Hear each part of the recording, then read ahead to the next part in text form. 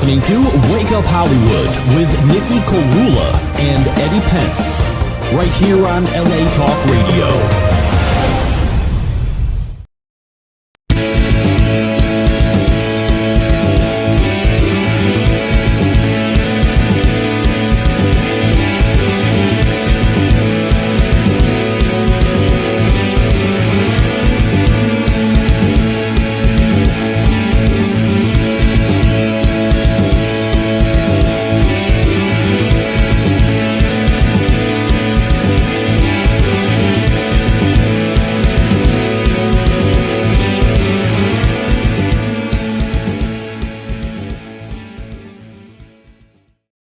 Wake up, Hollywood. This is your host of the most, Nikhil Korula. We're going to jump right into this episode. We have a very good friend and special guest tonight, the director of our new animated Spark video, Mr. Jacob Patrick. How are you, Spark, a.k.a. Jacob Patrick? I am fantastic. Thank you for having me here.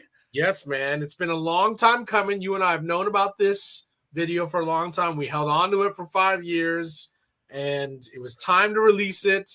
And I love that all of us were like, okay, it's time to release it. All around the same time. It was like everybody was having that feeling. So Absolutely. First I want to ask you, yes, why did you want to release it? Because I know I had so many different reasons, but tell me why you wanted it out, because it's kind of cool that we all came to this separately and then conversed about it. I mean, I listened to your the show last week where you went a deep dive of everything. And now I feel like that has convoluted my mind where I'm like, because your reasons make such good sense. Right. So now I'm like, I don't think that wasn't my thinking, but I'm like, absolutely. And like you're saying, like that we had this for so long and it looks so good. And the longer we hold it and things change, then it may not look as good as it did. And now with AI and everybody creating things, they know that we created this before AI. Yeah.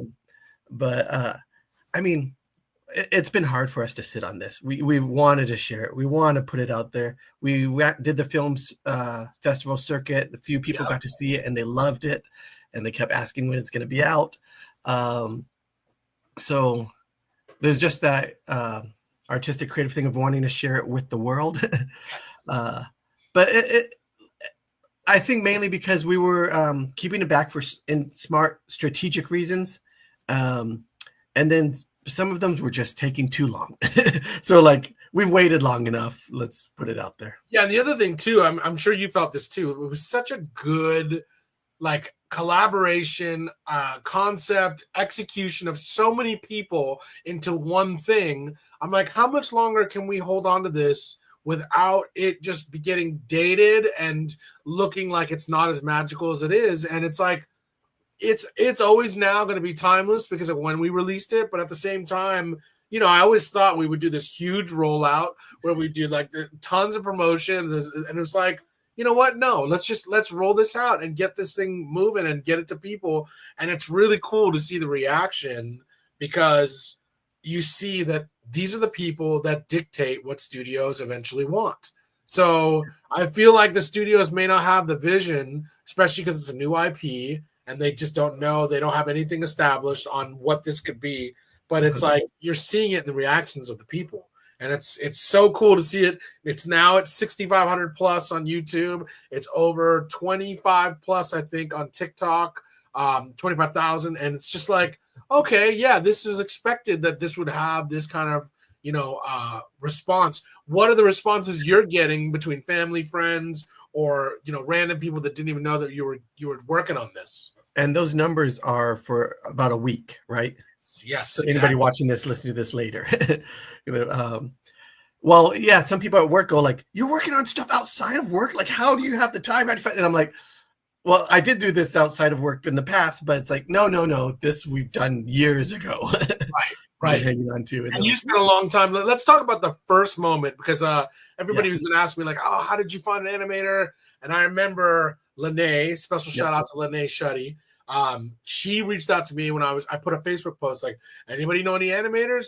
And you were the only name she came up with. She was like, you've got to use Jacob. He's come to see you at the House of Blues. He loves your music and he's just incredibly creative.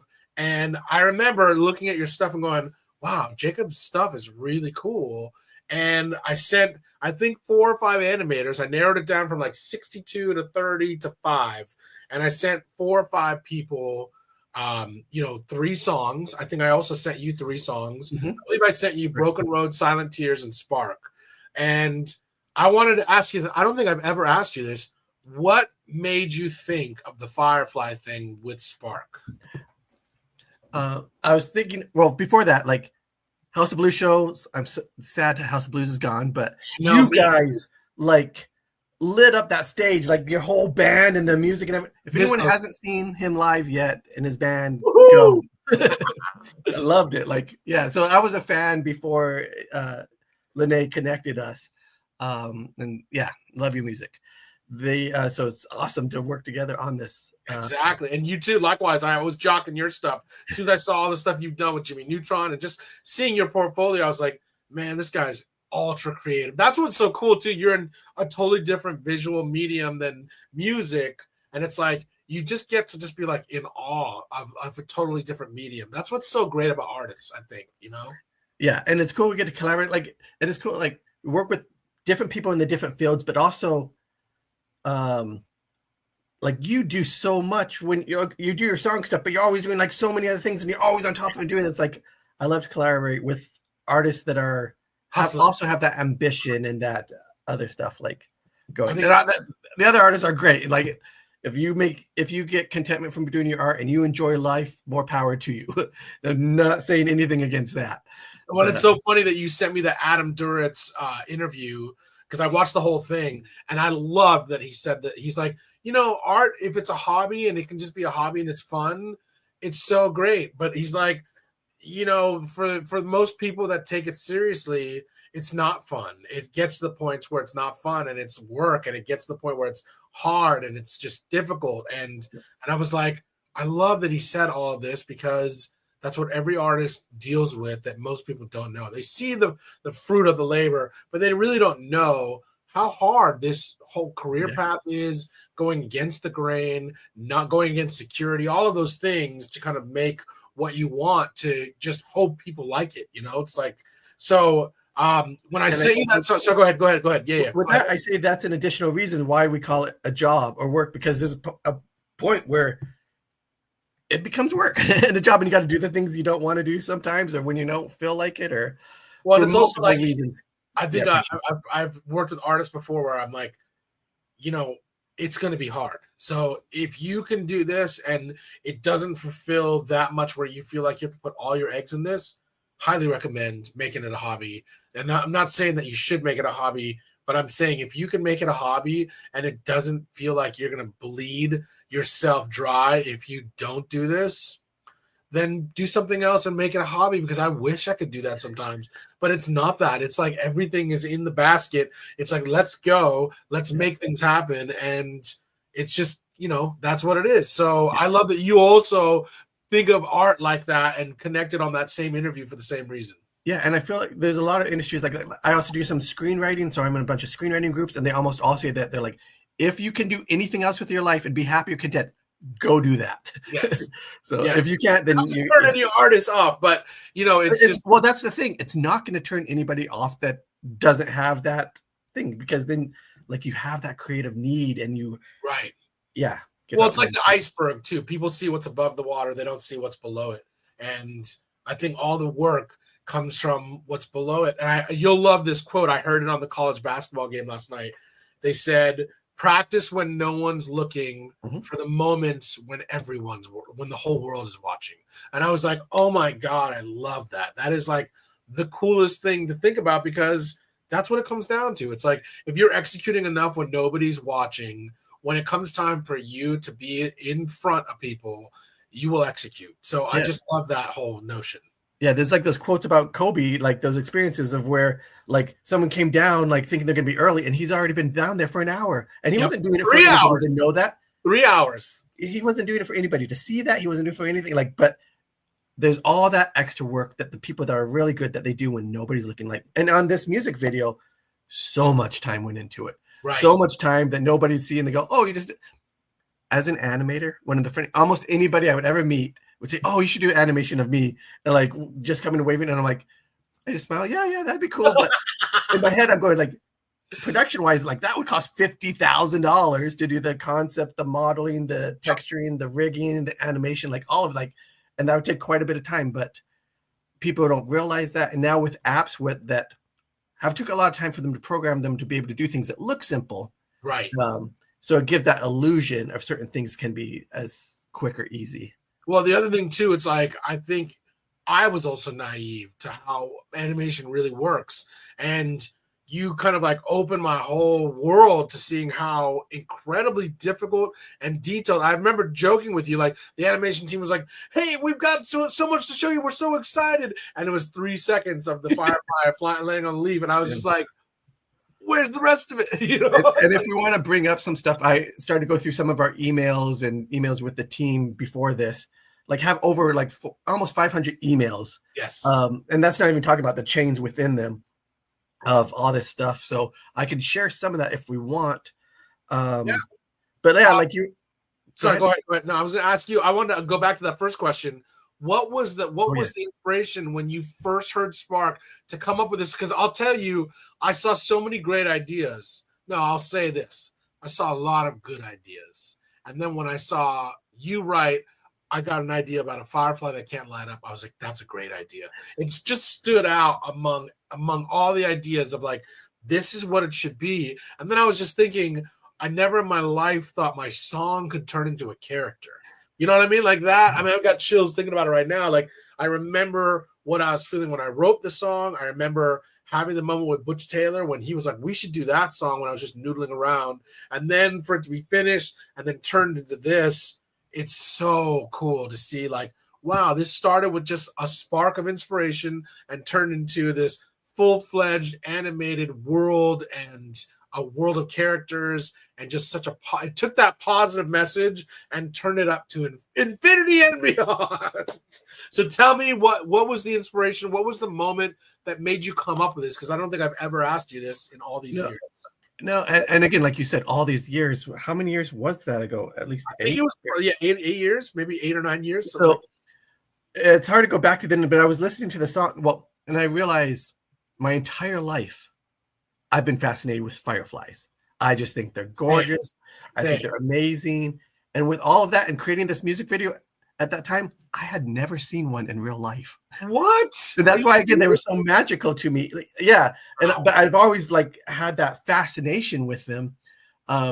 So I think now when like listening to your song and just letting my mind go and trying like come up with ideas, like hearing a light in the dark or a different thing, like the synapses in like my brain, like spark and get that connection. It's like firefly, and then you start to see the other elements that you talk about in the lyrics. I'm like, okay, I can see how this could work for that. I could see how this work, and then you're like, all right, this whole thing could work together as a story with those. Yeah. Well, what's so cool about this? It just gave me chills actually thinking about it. So what made me want to play guitar was Dave Matthews, like the Dave Matthews Band, Dave Matthews, and this is it's so crazy you say all of this. So the reason I say that is I started playing guitar because of Dave Matthews. I got to tell him that one day. We had like a 90-minute conversation about influences, writing, songwriting, guitar playing, the whole bit, which was amazing. And then I remember the following year, I had to put together a senior recital. I didn't vibe with a voice teacher that I had at USC at the time because my original voice teacher had moved to Virginia. And he had taken on a teaching position to be head of the department. And he said, why don't you come to Virginia for a whole summer? We'll put your recital together. And I was like, I don't know if that. He's like, yeah, you won't have any distractions. There will be no students here. And you can just literally come to Virginia and study music and learn your recital. And we'll just go through everything 3 times a week. And I was like, wow, okay. So I flew to Virginia. And the first thing that I saw when I landed on campus was a firefly. So like the whole Dave Matthews thing. And then the other thing too is the drummer for Dave Matthews went to the same school, Shenandoah University, to study music. So like the fact that now a Dave Matthews Band member is on the song, and you came up with a firefly, it just shows you like how everything is connected on some level that we can't really understand. So the fact that you were inspired in that moment, it could have been anything, and it was a firefly, and then it made me just think of me going to Virginia and seeing my first firefly. Where was your first firefly experience? Michigan. Wow. Probably like 2 summers ago, I went and visited family out there, and then finally got to see them and hold them, and yeah, it's the most amazing thing ever. It is. Amazing. I mean, you honestly, I don't know if you felt like this, but I was like, it's probably a myth. You know, it's probably like dragons or something, you know, like, and then when you actually see them light up, you're like, wow, this is like nothing I've ever seen in my life. Like I didn't feel like it was a myth, but to me, it's like the Northern Lights, which I still haven't seen, and that's like one of my number one bucket list thing. Like just it's this. I mean, almost like a myth, because I feel like it's that magical. Like it's as magical as like the Loch Ness Monster or Bigfoot or something that you would want to see, but you don't think you will ever actually see. Right. Yes. And then you had that moment, and you had probably already made the Spark video when you saw. Oh yeah, we were so long done with the Spark crazy. video. Yeah. Wow. So and other people that remarkable like came to our film festival and screening and saw the videos or things before, like they showed it to their kids, grew up here in California, have never seen them. Like their kids went on like a total deep dive into fireflies and fell in love with them as well. And yeah, that's awesome. Wild. Well, I'm going to shift gears. We're going to come back to Spark in a second, because now you're an Imagineer at Disney. And correct. What a cool gig. First of all, some of the most highly creative people have gone through this rite of passage or are still a part of this rite of passage. Tell me what that environment is like, and then we're gonna play a little video of you working at Disney for a second. So go ahead.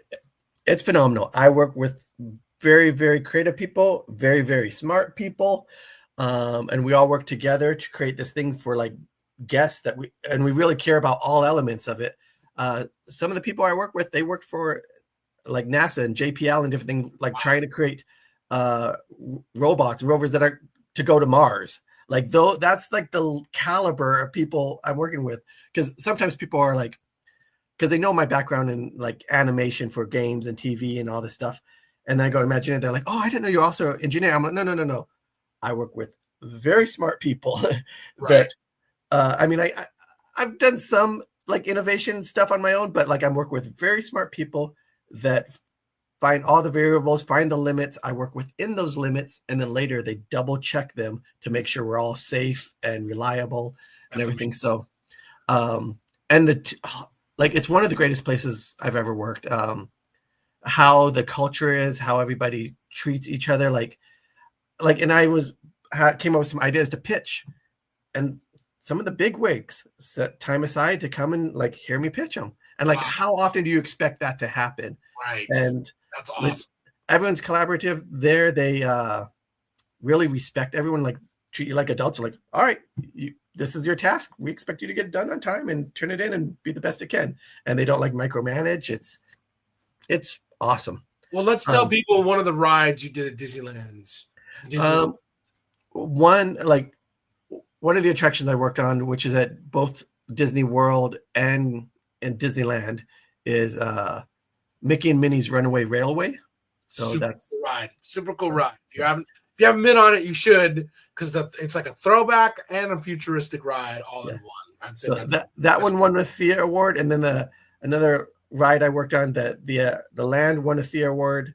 That's a theme park like entertainment award, like the Oscars for theme parks is Zootopia in Shanghai. So cool. Yeah. Well, I can't wait to see all of this. Well, let's play a little video. Here's a video of Jacob as an Imagineer at Disney. It's short and quick.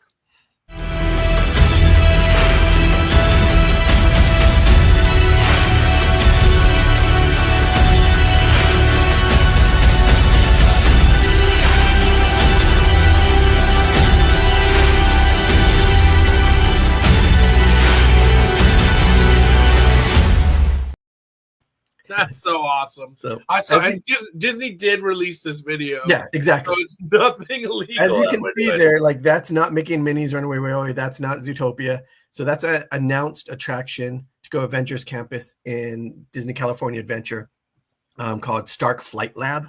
So that's announced, that's released, and that's going to be cool. So that's what that ride was. That's what that ride is there. Yeah. So do you ever get to go on that little contraption? Like all the time? I have to. Like because I create the motion and I have to go on it to feel like how If it's fun it doing, is. if it's doing the motion. Make adjustments. We have the creative director go on it. They give me feedback. And did you ever think when you went to Disneyland that you would be helping to create these rides and experiences for people?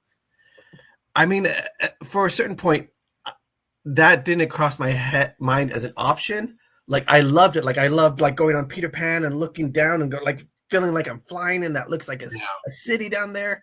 And one thing I tell people, like, a way you know if you are again, lots of different Imagineers, lots of different skill sets, lots of different personalities. But to me, one of the things you know if you're that type of person in the right place is I would always look behind me and see how it worked. Like I would almost want the ride to break down so I could see it with the lights on, so I could walk around. You want to go behind the curtain. You want to see behind the curtain. Yeah.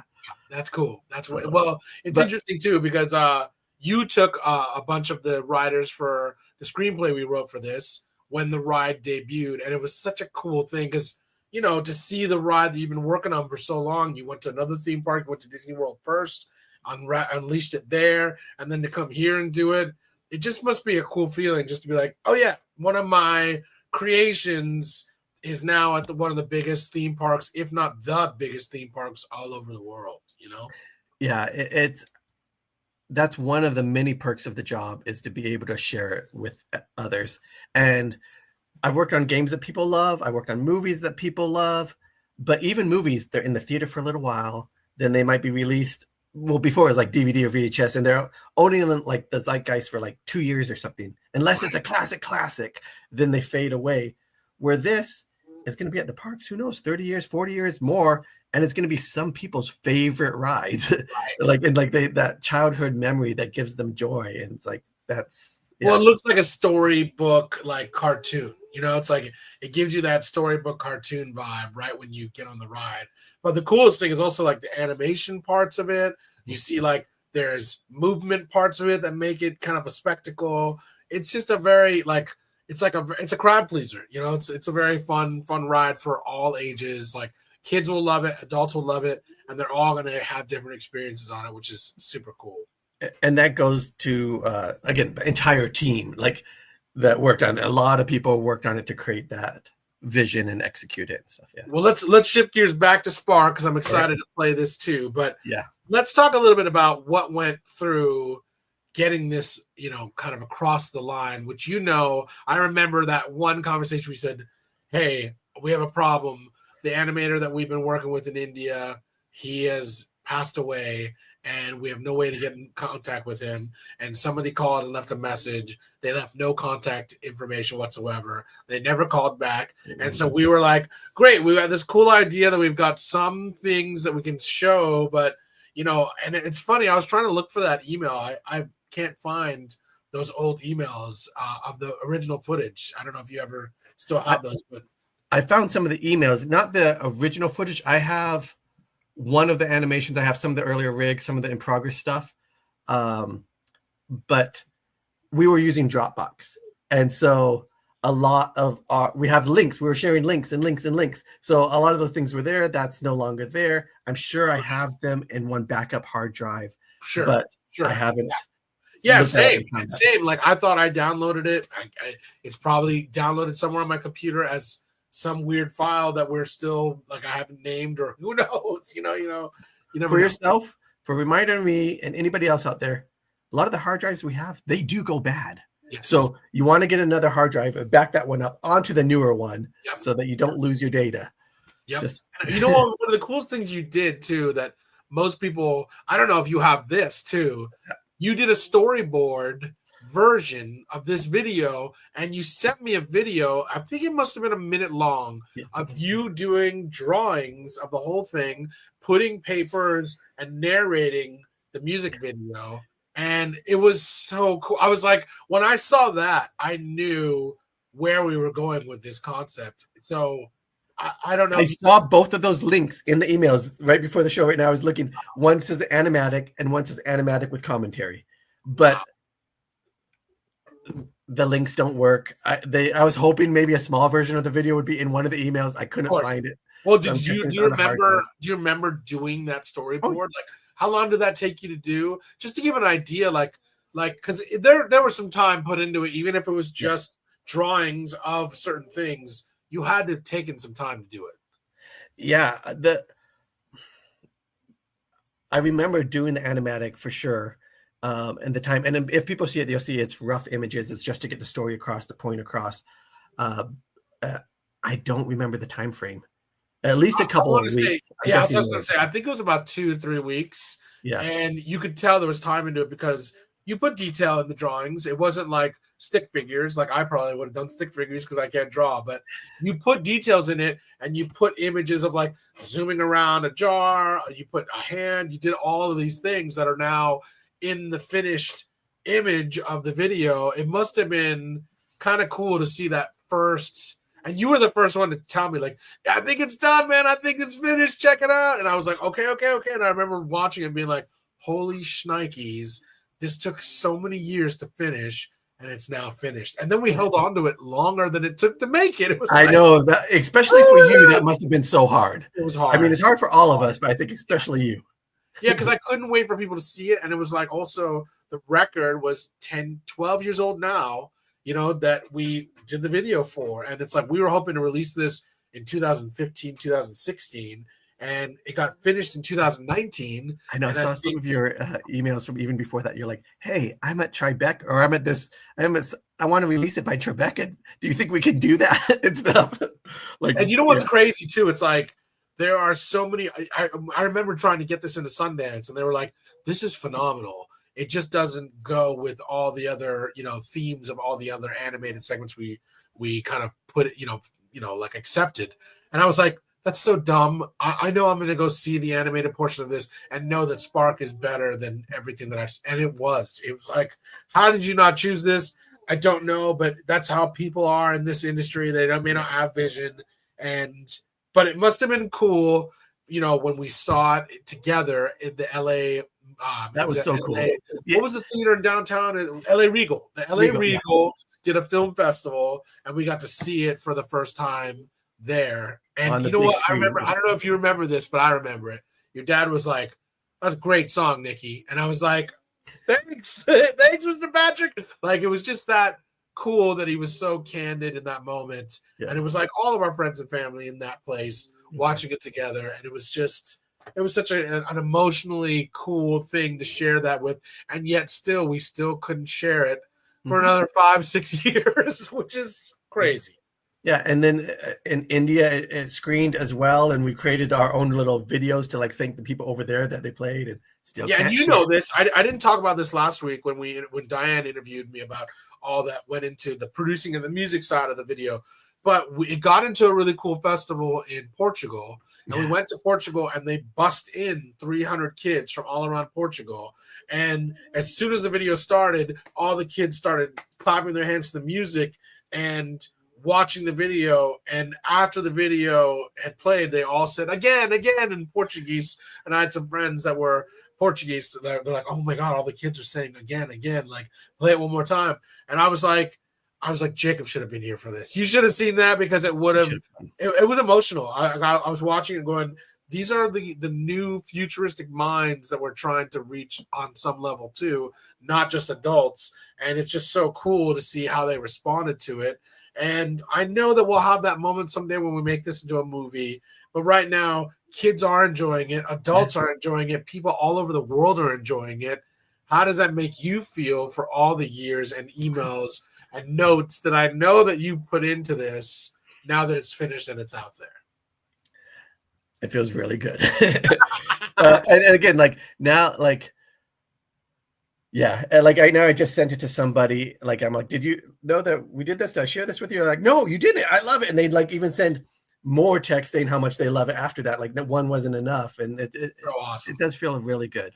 Well, it's also when you send it to people, like you send it to your friends and your family and your crew and your circle. And then it's like, oh yeah, I remember all these other people that have been in my life that I have to send it to. And it's like, you just get this ripple of like, oh my God, you guys made this whole crew. It's just been such a cool collaboration with Anna Brain, with Andreas Jablanka, with you, with all the musicians that played on it. I sent it to one of my bass players that he said that was the first session he ever did with me.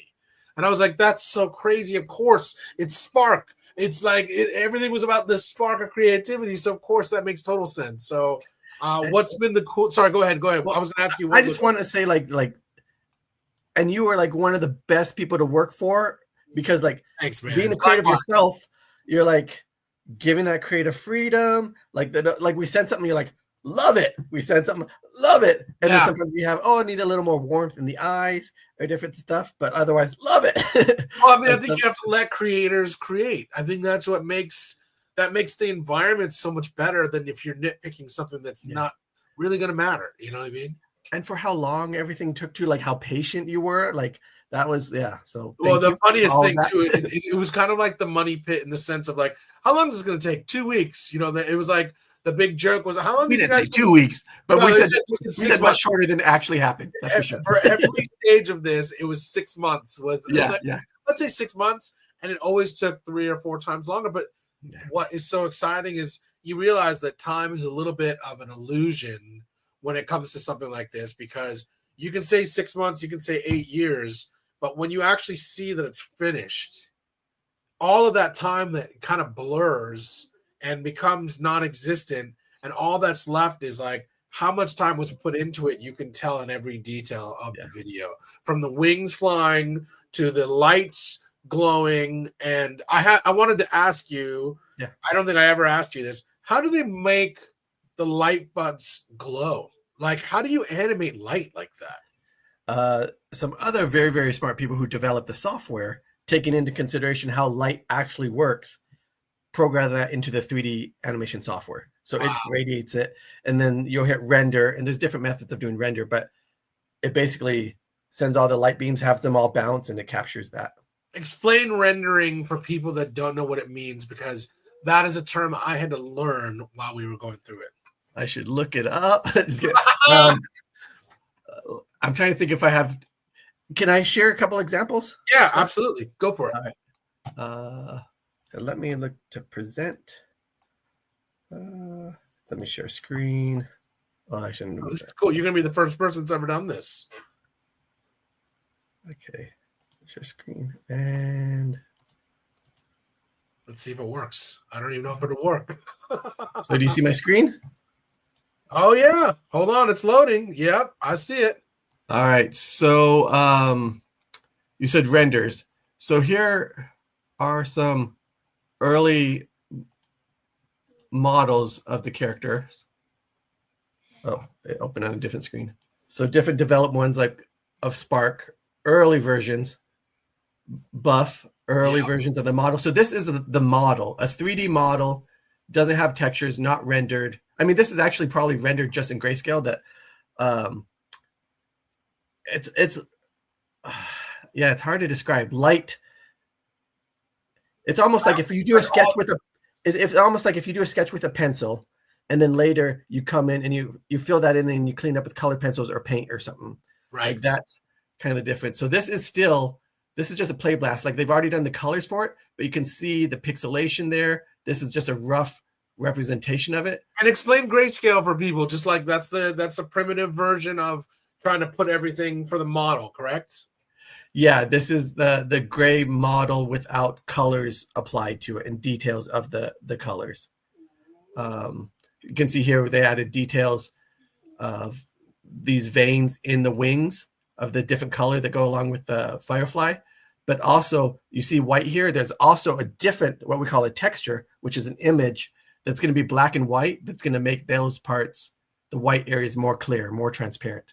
And what was so cool too is you'd give notes like, hey, the scale on the left wing that's fluttering is fluttering at a different speed than the one on the right, and the glare of the light should be fixed. I was like, man, I did not see any of that. Like, I feel bad. Sometimes they give like pages of notes. Here's some notes on the model itself, like that we want this to look like a separate piece, and right now they blend together too much.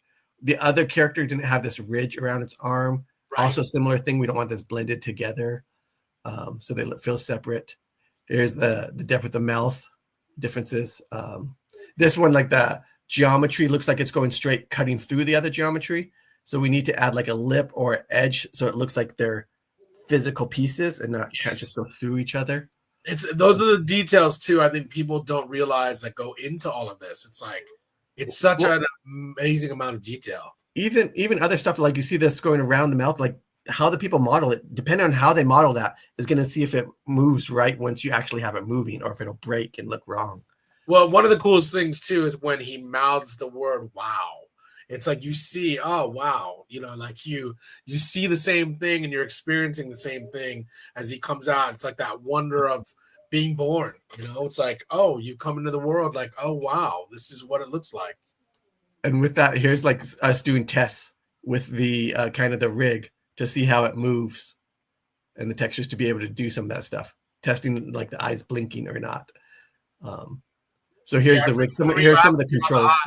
Remember when we spent a lot of time on the eyes? You're like, do you think the eyes look too like bug-eyed? And I'm like, well, aren't they firefly bugs? But like, we worked on the eyes, I remember, for a long time just to get them warm and feeling cool and pleasant to the eye. Like everything had to have a feel. Yes. And it can show how bad they looked at one point in development and how much of the wings still you see, like you say bad, but to anybody that's a layman, they're like, that's a pretty cool drawing of Spark in the primitive parts of this video, Yeah. Oh, these are early development stuff. So cool. Well, should we play it? Should we play the video? Let's make sure we play it. So we have. Do we want to play previous first, or do we want to? Oh, what do you have? Show me what you have. Yeah, show up previous first. How long is it? It's the video, or do you want to show it the final one first? You know what? Let's show. Well, look. You know what? Let's show it. We showed it last week. We'll show it again. So let's do the previous. Show the previous. All right.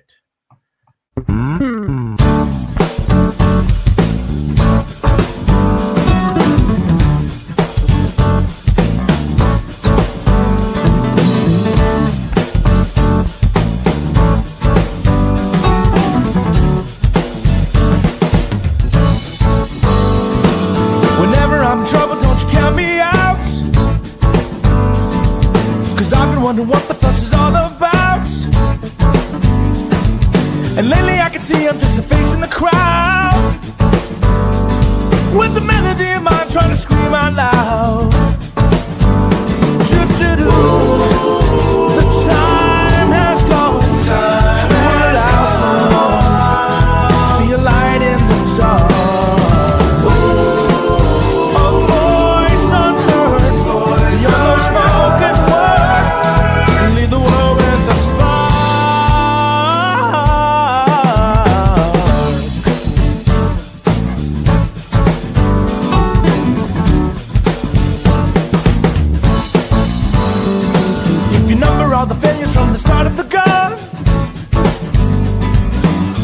Is a lonesome road that I've come from,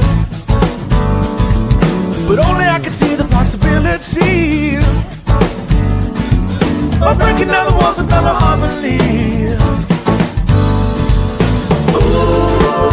The time has come to allow someone to be a light in the dark. A voice unheard, the unspoken word can lead the world with a spark. Once we all decide to run,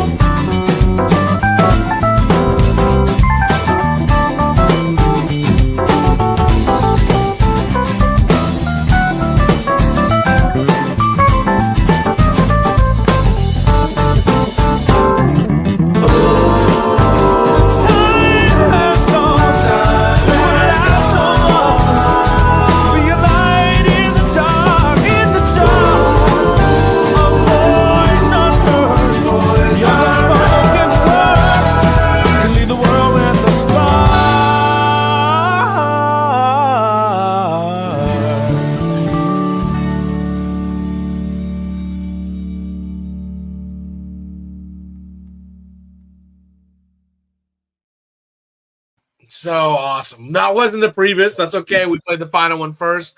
But why don't we play the previous back to back so people can see? Thanks, Sam, for playing the full premiere. I mean, full premiere of the video because it's awesome. It's so awesome to see that. Yeah, that might be that's the tip of the iceberg you were talking about. Yep. So here's one of the many, many, many layers beneath the water. And share screen. All right. Is it gonna? Yeah, there we go. All right, here we go. Wait, it's not sharing. It's not sharing? Not yet. Maybe because I made it larger. Hold up a second. All right. That's all right. That's all right. Share screen. Try again. Is it sharing? Nope. We have the yellow thing Oh, around. there it is. Now it's coming. Okay, here we go. Yeah, now play it. All right, let's go back to the beginning. So first we did, like you said, I did all the drawings, did the animatic, which is just drawings that are moving in space, just black and white sketches to go along with the song. And then after that, decided to make this like what we call pre-visualization. Everything in 3D, just very, very rough. Basically, the 3D version of thumbnail of stick figures. And so I created this so we can give this to the team so they have a camera and speed and placement to start with, and then they can replace everything with the real characters, the real backgrounds, the real animations. Yeah, all of it. All right, so here we go.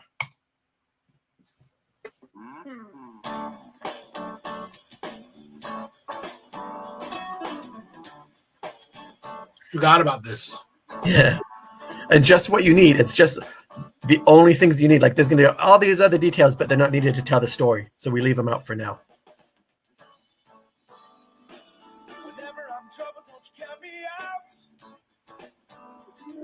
Man, it's been a long time since I've seen this. Yeah. Like, again, I like how those two shots go with the lyrics. Wow. That was perfect.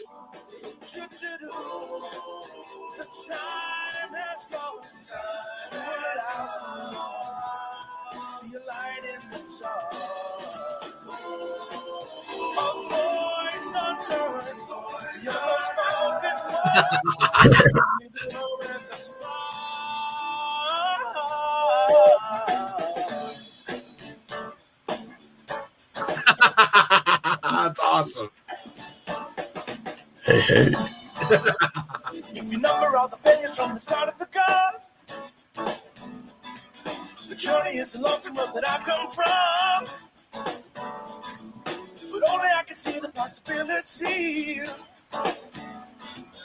breaking down the walls of fellow harmony.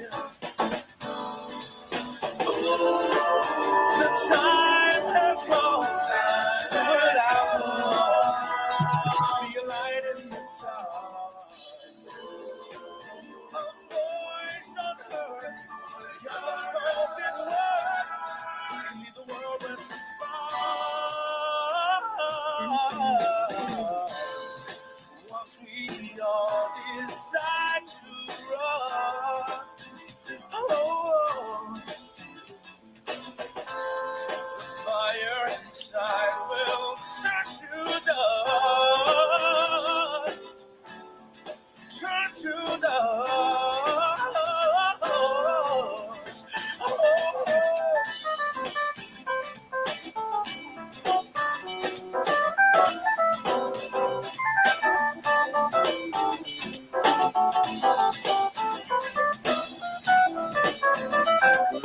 Yeah, and the animation team and studio really stepped it up from this.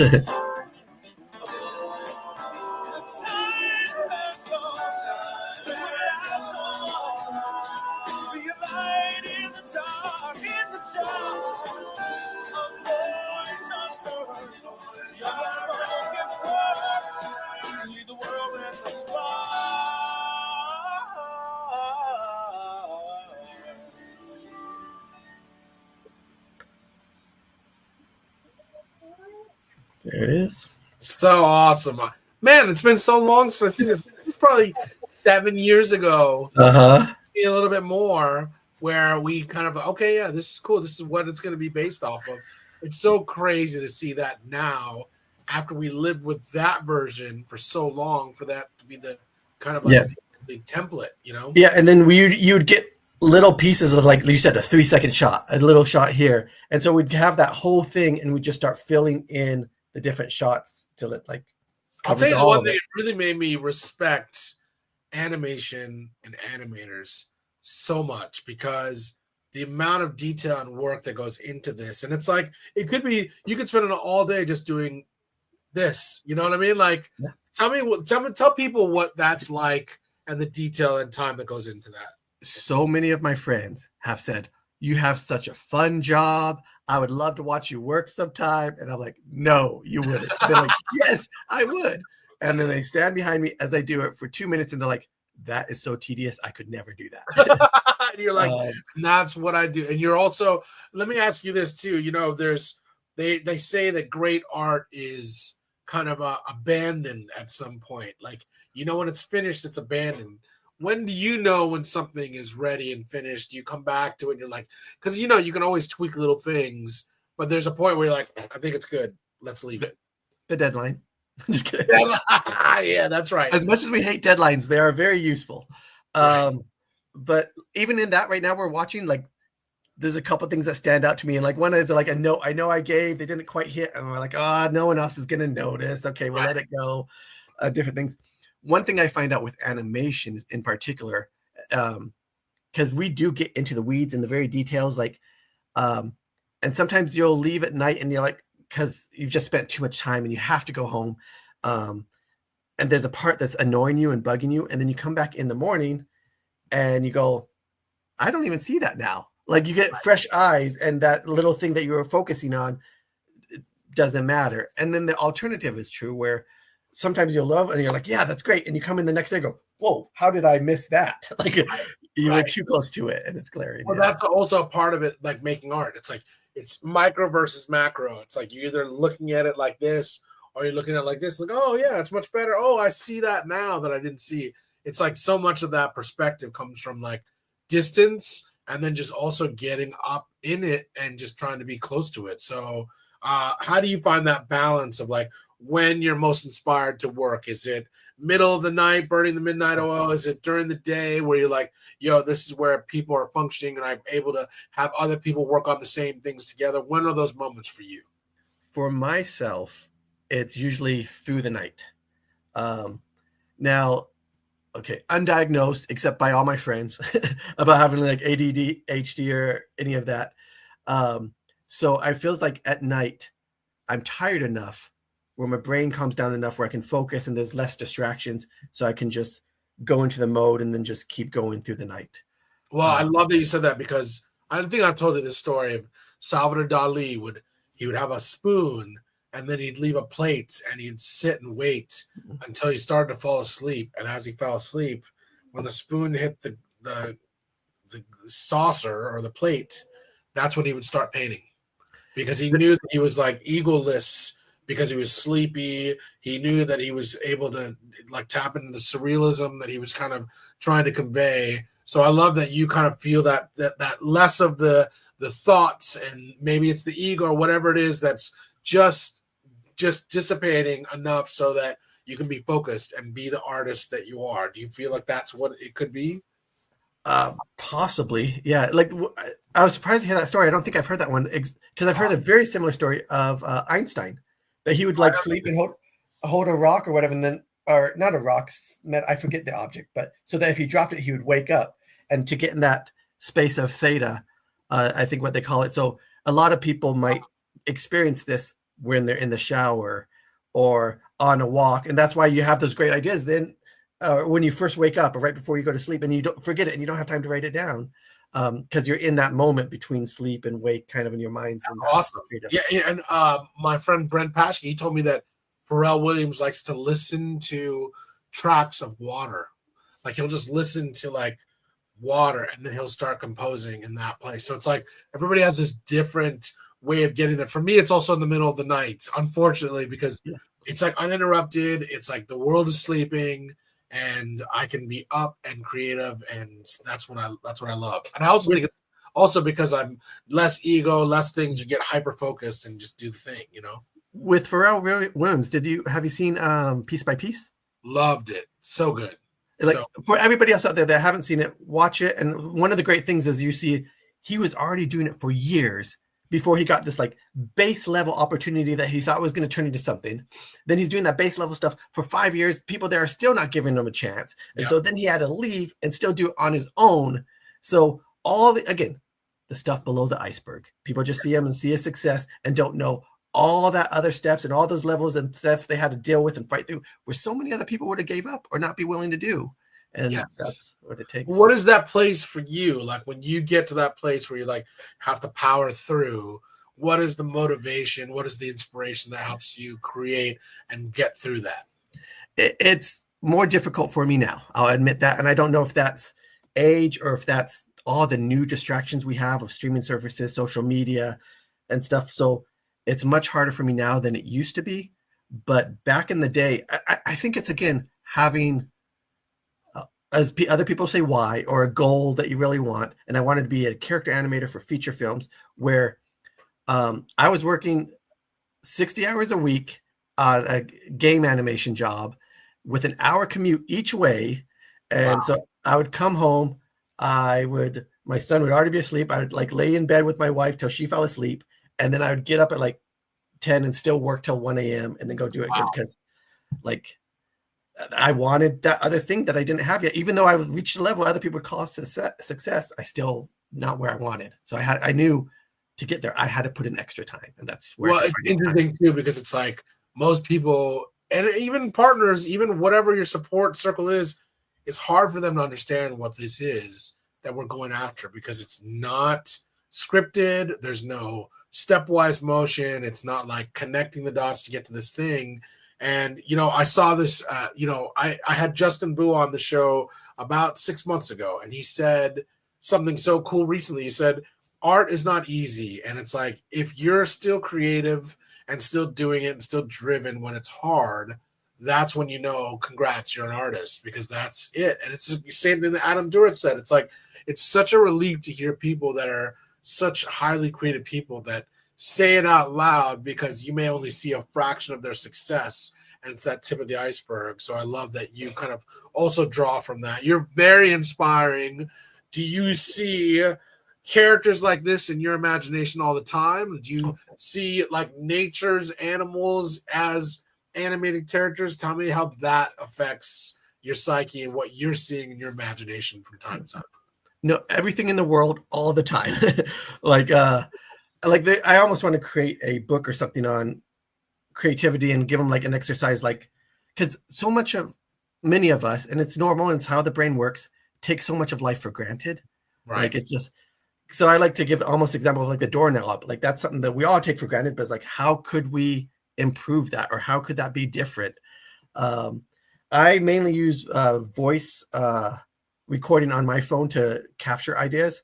And so I just have a huge list of ideas, and it seems like anything in life can spark a different idea. Or like you might hear a song and it's not anything from that song, but it sparks a different idea that's, a TV show would be good about this, or whatever, a character, or this type of person. Or so I have more things that I would want to do than I can ever finish in a lifetime. That's cool though, but also because it takes forever to do these. The animation thing, the execution, it's hard because you have to really want something to be animated to go through all the things. And it's like we went through it together, and it's like, man, it was hard. I mean, somebody lost his life during it. It was not because of us, but I mean, like, it just goes to show like how much goes into something like this, Again, that Rakesh, but a sad thing about that, like I'm going through the emails and I saw one, he's like, hey, sorry for the delay. I went to the doctor about a headache or something. So I'm like, I saw that just today. I wonder if that was a precursor to it that he didn't even know, or different things. And yeah. Well, I mean, he died of liver failure and cancer, and you just don't know once that stuff's in you. It's like, it's sad. It's sad. And he was the spark too. So I'm glad we did the right thing and dedicated it to him. Jacob, Yes, sir. you're such a close friend of mine, and you're such a highly creative person. We are going to make this movie together. You know this. And Again, we're just getting talking about what's below the iceberg. If people see it, they go, "Oh, look at those over the night successes. Look at why did they get it? This and that." Like the four of us, you, me, Eddie, David. Like that's right. How many years did we work on those drafts of the script? Yep, probably another 4 years or so. Yep. 4 years. 4 years to get and then done. As you mentioned on the last podcast, there was a point we have funding, like half of the funding or some of the funding to go, and then COVID hits, like all these different things that, But a great idea is a great idea is a great idea, and it's like the one thing I wanted to do with releasing it is like, let's show the world, what this is and execute it and show them what this could be, and then hopefully a studio will come to the originators that had this idea and want to make something. We can make a long form version of this because we have the idea, we've got the title, we've got the trademarks, we've got all the things that we should have, and we're talking to you, studios, so get on board. But the only reason you guys can make IP sequels is because you made original IP. Yes, here's some original IP that later you'll be able to make sequels of. Well, that's the idea, and people have to get back and sell the night lights, the clothes, the bedspreads, all of that. The glow in the dark shirts. Wink, wink. Well, I want to thank you, Jacob, for being a guest on Wake Up Hollywood. You were on our show a long time ago. We knew we were working on this, and we had to be so tight-lipped about this. And we also did a magic animation music performance where we couldn't even showcase this. Oh, yeah. We'll have to do another one because it's time to showcase this on a big screen for people to see and experience in person because, it was just such a great collaboration and a fantastic idea on your part and a great execution on Anna Brain's part and serendipitous with Andreas Jablonka introducing us to Anna Brain. And you all should go back and listen to the one from last week, April 1st, to hear the story of how this all happened and some of the ups and downs. So crazy. What a roller coaster of a ride. But thank you for being a light in the dark. And I appreciate your friendship and I appreciate more collaborations and all the hang time. But check out Spark on YouTube on behalf of Sam, myself, and Jacob Patrick. Jacob, where can people find you if they want to find you online? Yeah. With that, I was going to say, you guys saw it here, but get it and share it with other friends, family members, kids, see what their reaction is. That's right. Where can people find you online if they want to get a hold of you and have you work on future collaborations? Oh, for future collaborations, I guess LinkedIn, Jacob Patrick. You can see what I've done at IMDb. Instagram, Jacob D. Patrick, and then I got a website, jacobpatrick.com. Love it. Jacob, we have more to do. We're not going to rest on our laurels quite yet, but I love you lots. Like a brother, you are a brother. Thank you for creating such a cool idea and being the director of Spark. On behalf of Sam, myself, and Jacob, we'll see you guys next week. Continue to be a light in the dark. Light up.